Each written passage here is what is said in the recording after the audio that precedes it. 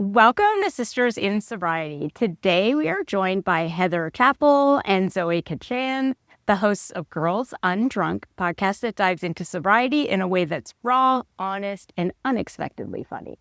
Today we are talking about early sobriety and what it actually feels like, the moments that surprise you, and how to keep going when everything in you wants to go back. Welcome. Thanks for joining us. Thank you so much for having us. We're so excited to be here. We Even though we don't know why we're not doing this in studio, since we just found out we're all in the same I space, know. essentially.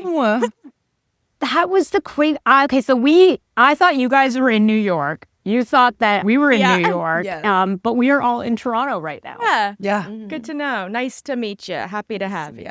Yeah, we can hang out after, even though that Yeah, we're in the middle of like a thunderstorm here. I know. Well, obviously you have a lot of stories to tell us, so I'll be waiting for those. Well, speaking of stories, can you guys tell us a little bit about your personal stories and just kind of walk us through your sobriety journeys and what life looked like before you decided to stop drinking? Yeah, I'll start. Yeah, I got sober 3 years ago on March 5th.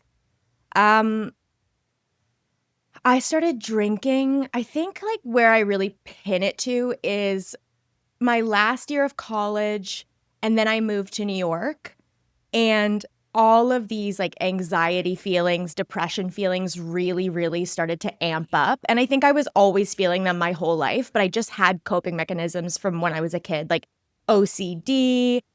Like I thought, what is it when hypochondria, everything. I was just like full in protective behaviors all the time. And then once I moved to New York, I somehow in that extremely busy city, I was so lonely. And I was like, okay, well, alcohol is my friends now. And I just did that, ended up losing my visa kind of because of that. I just wasn't auditioning, going to class, finding jobs. So I ended up moving back to Toronto, which I was just like excusing away and being like, oh, I want to be in Toronto. It's okay. Like my life is moving. I'm changing. But that broke my heart to leave New York. And the drinking just continued. I remember when I moved to Toronto, sitting on my couch being like, oh, I've been drunk every single day for a year. And I remember saying that to myself and then being like, what are we going to do? Nothing. And then I kind of just tried to live my life in Toronto, like different jobs, pretending to like retail, pretending to like fashion, all the while drinking more and more, getting into relationships that weren't good. And then eventually my ex moved to New York and broke up with me because of all of my drinking. It was like a huge point of contention. And then I spent after he broke up with me, I spent a year just really diving into drinking. I quit my job. I just was pretending to get my real estate license For a year. Every day, every time I'd go see my dad and he'd be like, so how many months left you got? And I'm like, oh, like I have I'm not doing homework. I'm not doing exams. And so that whole thing was just like every single day I'm waking up more and more of a loser. And the only way to combat that is to drink more. And then I was like, there were times where I was having heart palpitations. I was winded all the time. I could hardly breathe. I was throwing up every single day. Like I just was not functioning.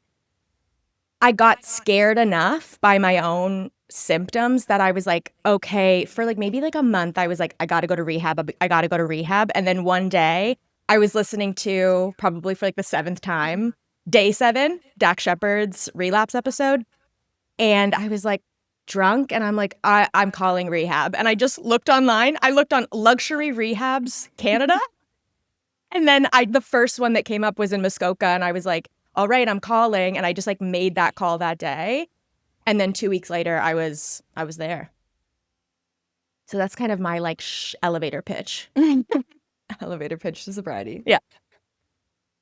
That was the question, right? That was the both of you. question. It was, for both of you. So thank you for sharing My that. turn. Yeah, Got it. your turn. So yeah, I think my drinking started when I moved to Sarnia from Oakville. I moved like 2 weeks before I started grade 9, so I knew no one in high school. So I kind of like I remember my brother and I, like, it was a competition to who made a friend first and who brought a friend home first. And I was like, oh, I'm going to have a friend first, whatever. And so I was always just trying to fit in. And that looked like, especially in a small town like Sarnia, it looked like drinking and doing a lot of drugs. So I did that and I loved it. Like, it is fun for a little bit until it's not fun anymore, until you rely on it. And I quickly relied on it. I remember my dad, like, I was probably in grade 10, said something to me when I got home, really hungover one morning. He was like, this is going to be a problem. Like, your drinking is going to be a problem. I think he knew right then that he was going to have to deal with an alcoholic, and he did. I moved to the city after high school. I was working like serving jobs while going to school, showing up to school drunk. My professors like had to take care of me multiple times and like was worried about me. And I got fired from every job that I had. Like probably 4 jobs I lost in the city. And I had like boyfriends. The boyfriends that I dated back then were people that condoned my drinking. Like just drinking buddies. I don't think I liked any of them looking back on it. And then when COVID happened, I was in the city and I had already like I knew I was going to end up killing myself if I stayed in the city because my friends weren't seeing me anymore. Like all of my friend group was taking COVID very seriously and I wasn't going to have to see anybody. So I knew if I stayed in the city, I was going to end up dying. So I moved back to Sarnia. I thought temporarily, but it ended up being like over a year or probably 2 years because I got a boyfriend in Sarnia who even like condoned my morning drinking. I remember I went to his cottage in the summer and he like cracked a beer open with me at 9 a.m. and I was like, oh, perfect. Like, this is amazing. Yeah. And then like that relationship obviously blew up in flames, very toxic on both sides. I remember like leaving him to sleep with his best friend and calling him like while I was at his best friend's house, like very bad shit. And then I was like, we broke up and I was still in Sarnia. I got my DUI. I couldn't drive and Sarnia is not a walkable city. And I was just like miserable. I was trying to go to therapy. I hated all my therapists. They didn't understand me. When I was living in Toronto, originally I was like going to CAMH. Nothing was like working. I was trying to control my drinking, but I would keep getting hammered and blacking out and ruining my life. So I was like, hey, I got to go to Toronto. My life is going to be better back there. I just need to get out of Sarnia. This is where it started and it's going to end here. So I'm going to go back to the city. And then I am back in the city. I'm going to job interviews, trying to get my life set up back here and obviously showing up to job interviews drunk. I remember filling out like a form that they gave me and that's all I remember. Like I don't remember going home. I don't remember anything else. I was trying to meet up with my friends and just to like have lunch and I physically couldn't get on the subway. I remember I was just like, my mom had been telling me to go to rehab for years at this point, and I was like, no, no, no. I was like, honestly, this is my last resort. Like, I had ended up at a hospital like probably 6 times at this point too. I used to jump on the edge of my balcony, like that was my thing. And I lived on the 46th floor, which is scary as fuck. And I knew I couldn't meet up with my friends and I was like, I can't do anything. I can't get a job. I can't even see my friends. What am I doing in the city? Mm-hmm. And I was like, the last thing I haven't tried is rehab. And I didn't want to go to the rehab that my mom chose. I think she chose one in Muskoka. And I just looked up Rehabs Toronto and Addiction Rehab Toronto came up first. And I was like, that one. And I think I called I called the rehab and I was like, I'm coming. And they were like, no, you're not. You got to like get sober. You got to not be drunk, detox. And then I was like, no, I'm coming. I banged on the door drunk to the rehab. They wouldn't let me in. And then I went to the hospital. And then like 24 hours after that, my parents came and got me and took me to rehab properly. She's just trying to get to rehab. No, it's like, just let me in. I know. Yeah, it's a long story, but that's the most part. Yeah. So were the first 30, 60, or 90 days of your sobriety in rehab? How long were you there? I was there for just under 2 months. Yeah. So yeah. I was there for 30 days. Okay, so when we talk about early sobriety, can we talk about when you got out of rehab and what those kind of first 90 days were like for both of you? So yeah. So we never really talk about that. I feel like the first few days. Mhm. But when I was leaving rehab, I was a mess. I was in tears. I was crying. I was I mean, obviously, like I loved rehab so much. I've made like some of my best friends there. Not that we necessarily like have kept in touch, but it's camp and I loved it. But I was sad to leave everybody, but I was terrified. I was like, I don't think I can do this. I've never been able to do anything in my life or follow through with anything. And so I'm like, this is the biggest hurdle in my life. There's no fucking way. So I'm like, I'll just live in rehab forever. I'll stay here. But leaving, I remember just like being on the drive home. I'm like, okay, this is it. Like you are going back to the same apartment. You're not drinking. And within a few days, I think like the first 2 days, I was like, I'm good. Like I'm good. I have a rehab high. And then I remember being at the dog park. And that's where I also did a lot of my drinking. And I was like, oh shit, I want to drink. I think I might. I was like, I might just walk to the wine rack. Like, and that was really in my head of like, but like a conscious conversation I was having in my head. Like, no, like you are an alcoholic. You do drink. People relapse. Like, why? Just, you probably will. And I had that thought on the way home. And then I just didn't go to the wine rack. I had a thought like, we had this guy, Sam, and he would come in from CA and he was this like giant Italian man.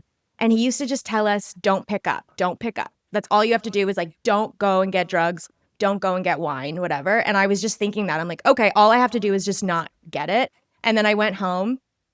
And my first I would say year, but definitely the first 90 days, I was waking up at 6 a.m., working out, doing all these things. And then I was in bed by 5 p.m. Like I was trying to figure out a way to curb my cravings. And they were so bad between 3 and 7 p.m. And I was like, okay, if I can make it to 5 p.m., I can do my half an hour long skincare and then get into bed and watch a movie. And as long as I'm in bed, home base, I'm safe. So I was just doing that. And so when I met Zoe would be like, do you want to go to dinner? And I'd be like, well, no, because I'm in bed at 5.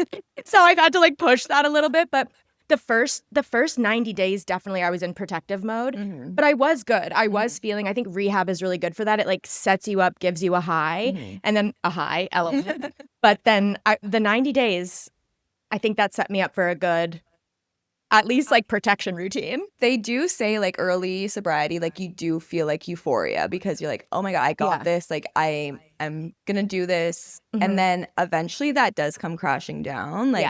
And then it's what tools do you have then to protect yourself? And going back to that guy, Sam, the Italian man in rehab, I had a man in rehab that just screamed at us and like, you will relapse, you will die. Yeah. And that is in my head. That's one of the things that stands out for me in rehab. And it's true.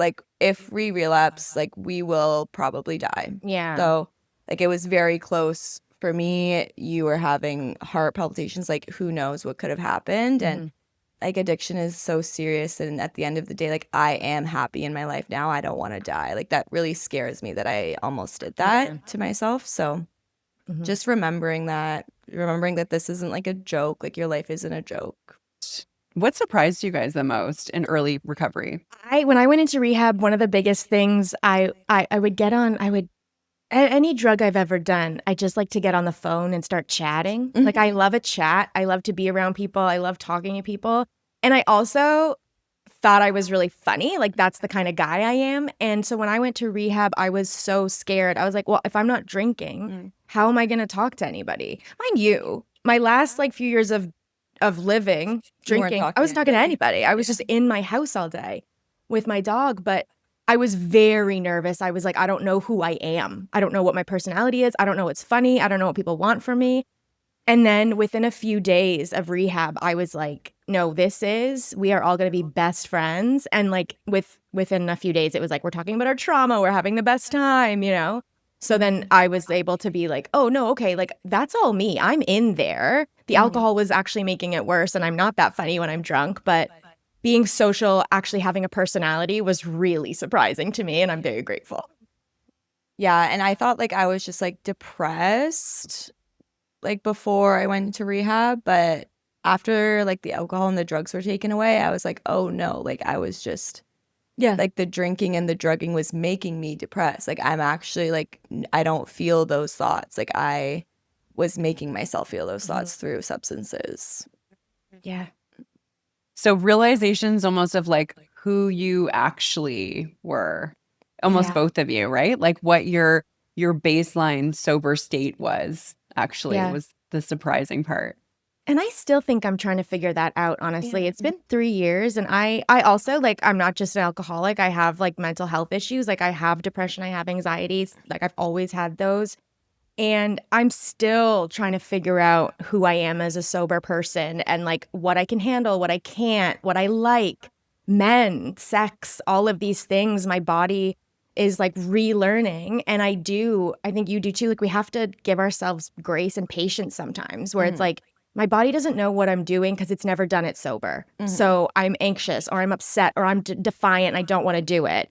But it's so many things you're relearning over the course of like 10 years, or relearning. Yeah, it's like I remember someone saying you're as young as you were when you started drinking. So like I'm 3 years sober and I started drinking at 15. So like I'm really only like 18, 19 right now. And that's kind of like how I feel. Like I'm just like really learning who I am every day. And that is fine. Like I'm just so grateful that I got to learn this now as like a person who's 27 and like Yeah. no It's also- matter how old you are, like you can always go back and choose sobriety. It's also great that we're great with great personalities, We're not full duds. This is my dog. So lucky. This is Yeah, Nike. I've heard that so many times, and it's so accurate. Like I was like 14, 15 when I started drinking, and that is like Yeah. the age I stopped like developing in like certain ways. And so the biggest way I stopped developing was like developing coping mechanisms for like my mental health. And so when you look back, and you guys have both mentioned anxiety and depression, but what role did mental health play in your drinking and then in your sobriety? Because I remember like the hardest thing when I got sober was like I hadn't thought about emotional sobriety, or like I wasn't in therapy. And I remember just being like, Yeah. like I have to sit with this, like this, like And I was the same way where I had that. If I could get to 5 o'clock, I was like, can I just get in bed?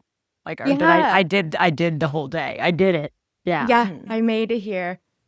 Emotional. Okay. Mental health. Mine was waiting for me for sure. And I feel like that alcohol and drugs and men, I think, had been just waiting for me to get there. Like my addiction was just floating around being like, okay, when's she going to grasp on, because I was a mess. I've always struggled. I've always had really high highs, really low lows. And the thing about alcohol is like,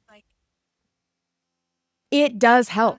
Like you said before, like you didn't work on any coping mechanisms. And it's like, babe, you found the coping mechanism that works for you. And it's not good, but it works. And so when I found drinking, I remember drinking in college at a party and being like, oh my God, I'm me. Like I can be me. This is so cool. But now what that actually was just like everything calming down. And so I think for me, I loved alcohol because things were shit in my life. I have trauma. I have gross stuff going on. I was a loser. I had no job. But the alcohol calmed that, and it made me feel like less of a loser so I could handle my day. Mind you, I had to keep drinking or all those thoughts would come back, all those feelings would come back. And I'm also like, the more you're drinking, the more depressed you're getting. So it's just a cycle. Yeah. But I do, at the end there, I think it wasn't even like a cycle. It was just a puddle. Like it was just a mess. But yeah, I think I thought it was working for me for a long time, and it was until one day it switched, and it was like, oh, I need this now, and I don't know another way, Yeah.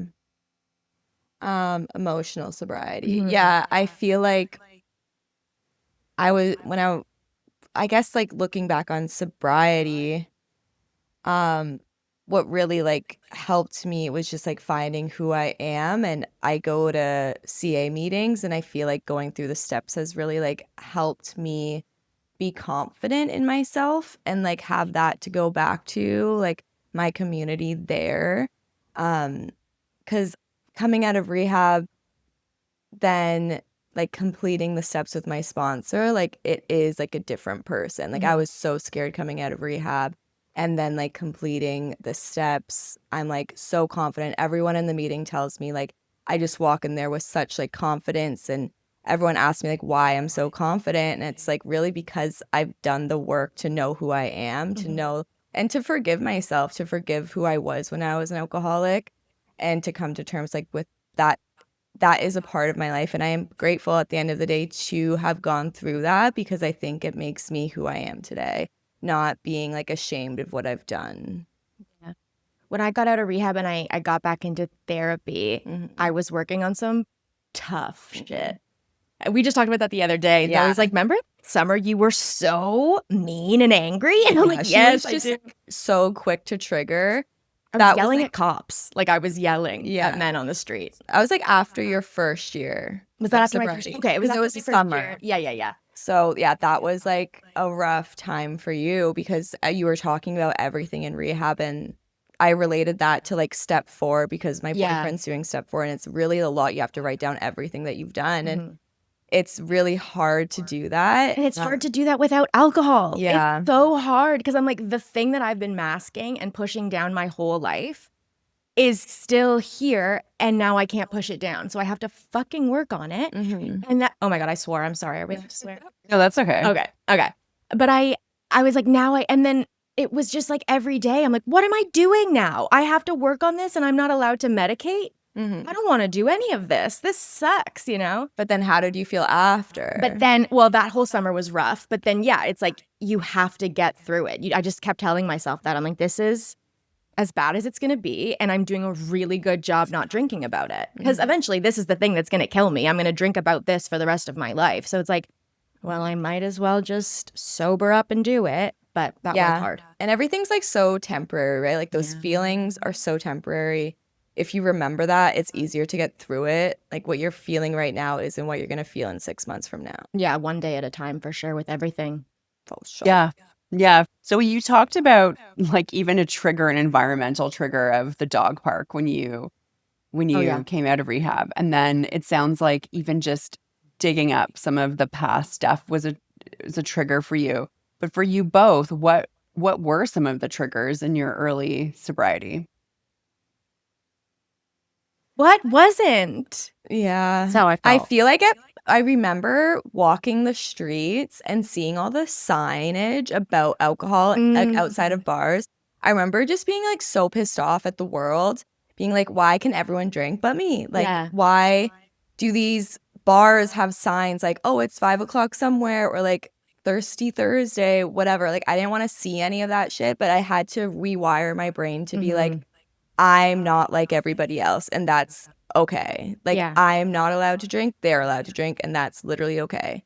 The world is not out to get me. I'm just different. Yeah. And like kind of embracing that. Like I always say, like I'm better than everyone else because I don't drink. Yeah. But at first I thought like everyone was out to get me, and that was really hard. But just switching it. Yeah. I think everything was a trigger for me. Like I said, like there was not one single thing I did without drinking.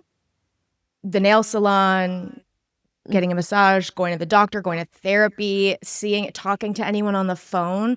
I don't like to FaceTime as much because I only really like to get drunk and do that. So when people would call me, I'd be like, "Oh, I should get I don't drink. I'm not doing that."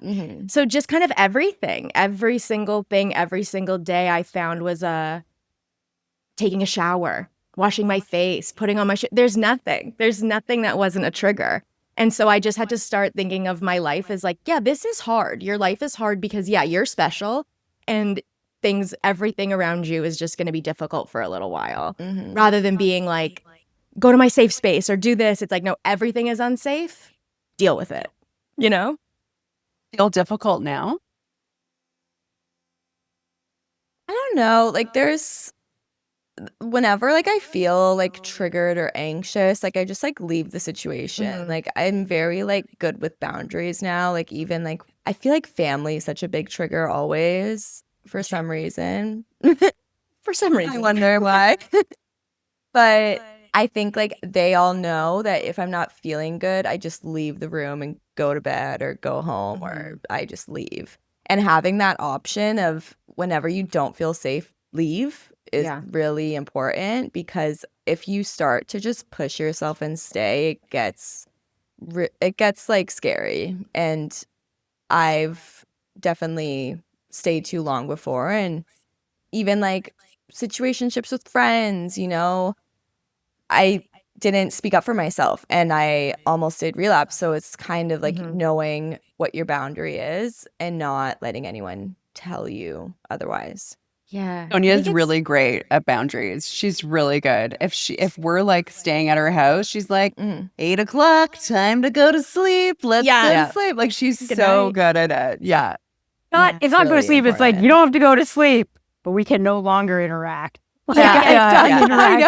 I know. My social battery is like depleted. But I get it because I'm like that too. I'm not as good with my boundaries as Sonia is, but she's like so good at them. Yeah. I'm not good at boundaries. I just don't go out. Like I just That's what I'm like. I'm like, Zoe, I'll I'm go with out you. for a dinner. Female friend. I don't know. I just feel, I don't know. Well, sorry, go ahead. I always say it's just like hard for me to even pay attention when a man is talking. Yes. So like I always am like, wait, what are you saying? Going back to friendships and sobriety, I really now with my friendships, I can't really entertain a small talk friendship. Like I can't. Like No, me either. When I meet someone now, I gotta figure out your trauma so fast. I'm like, and then if I meet someone who I can sense isn't going to be open to that, I'm like, oh shit, why did I sit here? You know, like I need to know about your relationship with your dad. Like I have to know what happened to you. You know, I'm the same. Yeah, I'm the same way. Agree. I sometimes think it's like an occupational hazard. Like that I am like asking like deep questions right away. But honestly, if someone can't be vulnerable for a second, I'm like, nah, I'm out. Yeah. I'm like, oh, sorry, that's my job. I'll move on to somebody else. Thank you. That's what it is too. I don't feel like I can have that depth with a man. With my girlfriends, like we go out and like, I can't tell you how many times sentences start with, oh my God, my therapist said. And like, I'm not going to do that with some guy. Like, Okay, I'm going to be the devil's advocate here because I felt the same as all of you about male conversations, but because I see so many couples now, I am like a huge fan of men now because I know. Sonia's like dropping the mic because I guess it's because I'm seeing what men in the Joe Rogan is therapy. going on here? No, because I'm actually seeing men in therapy. Yeah. And what is like moving me to no end is like I see men come in a lot of time. If they're in a heterosexual relationship, their wife or partner is kind of dragging them into couples therapy. And I have seen so many men crack open and be like vulnerable and share. And I actually I think it's a shitty, it's shitty that we live in a society where men feel like they can't share emotions, where they can't be vulnerable, where they can't be like, oh, my therapist said. Like, I think a lot of my clients now are like my therapist said. And so I'm seeing maybe a different take on it. Yeah. And they're out there. It's possible. I know. And I do get that. One of my big things coming out of rehab, and again, with the alcohol, I have a really big issue with men. Like my moral anger towards men is something I found out in rehab. And it's rough. I have a weird relationship with men. I was like assaulted as a kid. And so I don't give a shit about men and their emotions. But I've had to, It's all good. I've had to really learn that it's like, okay, I don't hate all men. I hate men who manipulate and get away with things and are never checked by other men and just continue to grow until they're the president of the United States and leave everyone in their dirt path. you hate the patriarchy. I hate the patriarchy. I hate it. Same, girl. Same. hate I hate it. the patriarchy too. Yeah. And the therapy I practice is anti-patriarchal.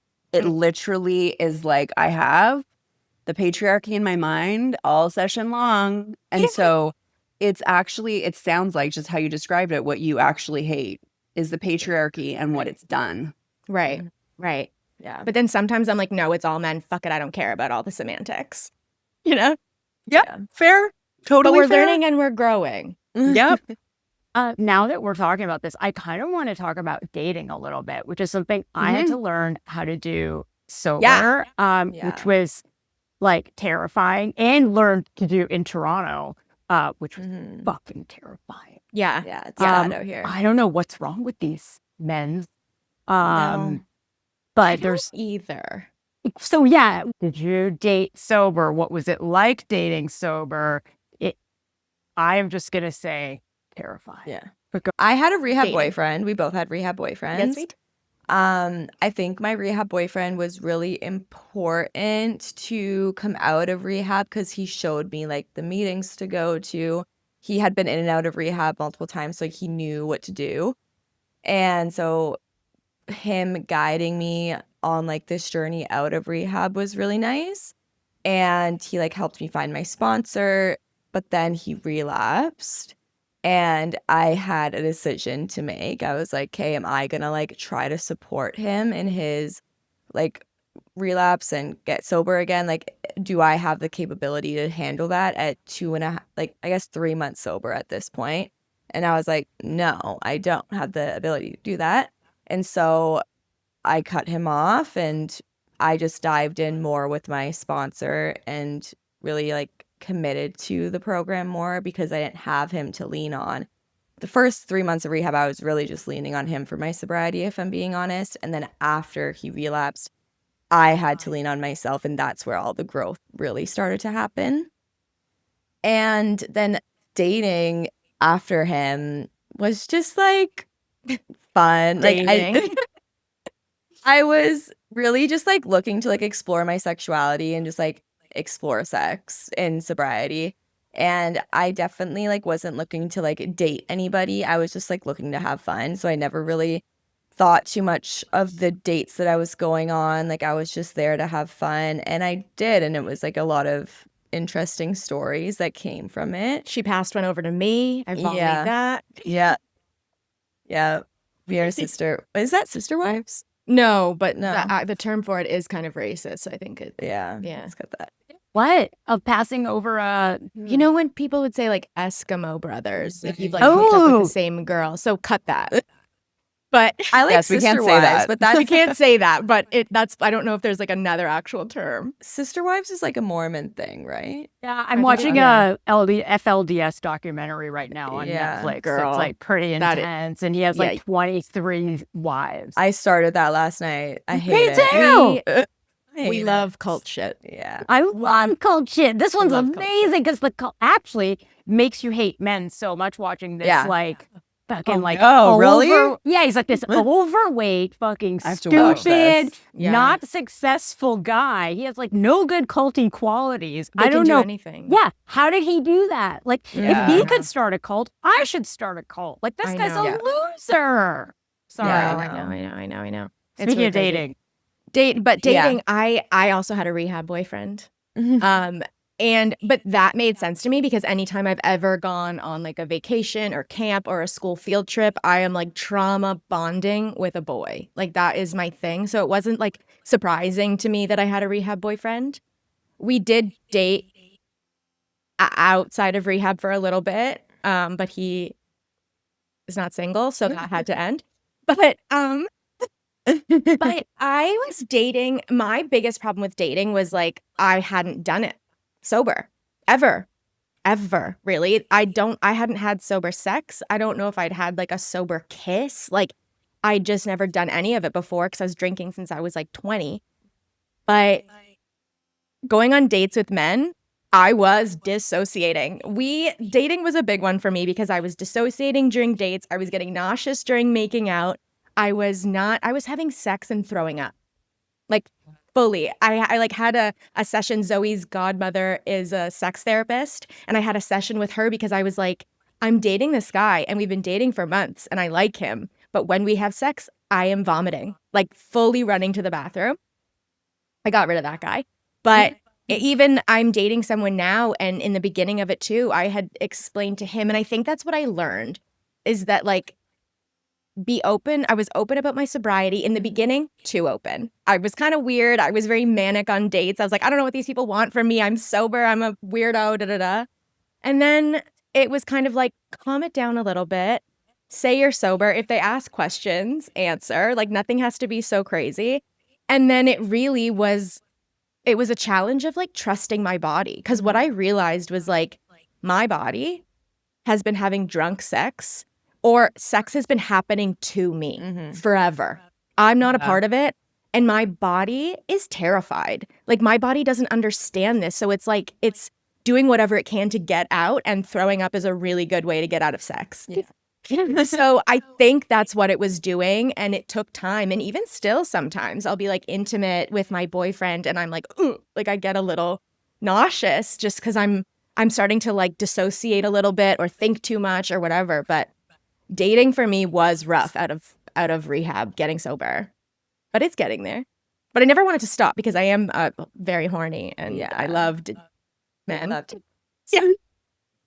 Do you have any, like, can you shed any light on that? Like, for us, that reaction? The vomiting? Yeah. Like my reaction? Yeah. Yeah. I wonder if Kathleen's got, like, if you've ever, like, had clients with this, or like. Oh, yeah. Oh, my gosh. Yeah, yeah. Oh, really? Yeah. Okay. Okay. Because Yeah, it was, so- yeah. I mean, so a couple of things. One, you can have that as like you described it as like, oh, like you're dissociating or you don't want it to happen. And so that's how your body's reacting. I've also seen it where people are actually like having a huge release, not necessarily a happy release, like a release of some kind. And so it actually becomes physical. Oh. Okay. Yeah. I So, mean, it did two feel, ways. Mm-hmm. Yeah. It did feel connected to something. Like, I was very aware that I was scared. Yeah. And not of my partner. That's the thing. Like, I was never scared of my partner. But my body was, and I could not tell my brain and my body to get it together. So, and that was rough too, because my first partner after rehab that this was happening with, he had issues. He had like emotional issues, body issues, and he couldn't handle that. I would get nauseous, and then he would get upset that, because he's going through stuff too. And I couldn't explain to someone personally. I couldn't explain to him that I'm dealing with something that has nothing to do with him. When you're in it, you don't like your body, and someone's nauseous around you. It's like, oh, I'm disgusting. He's taking it as gonna work. rejection, right? He took it as rejection. Yeah. Totally. I get that. Yeah. Yeah. Yeah. I think like I've definitely heard it before. So, yeah. Yeah. Yeah. I'm not alone out here vomiting You're in bed. not. Yeah. No. You're better though. But it's better. Yeah, it is better. It was just, it was a lot of time. It was a lot of talking about it. Like, everybody knows about my sex throwing up. Yeah. But it really, and it was annoying, but it does just take so much time. I'm 3 years out, and I'm finally like, okay, I'm pretty good with my current boyfriend. Yeah. Current boyfriend. Yes. Yes. Okay. One last final question, and then we'll wrap it up. But what advice would you give someone on day one of their sobriety journey? I love that question. I think it changes every time I get asked that question. Day one. I think Just like focus on what's happening to you right now. Like try to live as much in the moment as possible. What you did yesterday doesn't matter. What you're going to do tomorrow doesn't matter. If you just like live in the moment and don't drink today, you're going to be okay. Yeah. When I got out of rehab, I like to do this thing where it was like, what will happen if? So if I had a craving and I'm like, okay, well, if I drank right now, then I would get too drunk. And so when I met my sister, she would know that I'm drinking. And then we would fight, and I would have to lie to her about something and then come back, probably never talk to her. She'd tell my parents. They'd be like, it would be a whole thing. And I do that now. I can get from point A to point Z really fast. But in the beginning, it was like, okay, follow that thought. you know? Another big thing I will say, and I just did this the other day, I went to a party and there was weed, there's cocaine, there's alcohol. I'm smelling it all. I want it. And I was like, I'm usually pretty good. And I was like, I'm overwhelmed.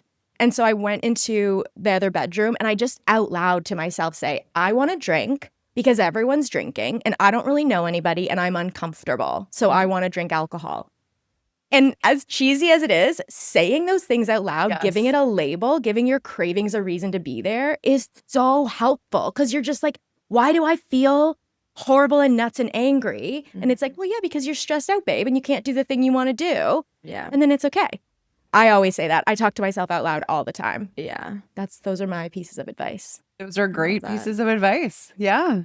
Yeah. Thank you. Well, thank you, Heather and Zoe, so much for joining us today. It was a pleasure to have you and hear a bit about your story and how you navigated through early sobriety. So thank you.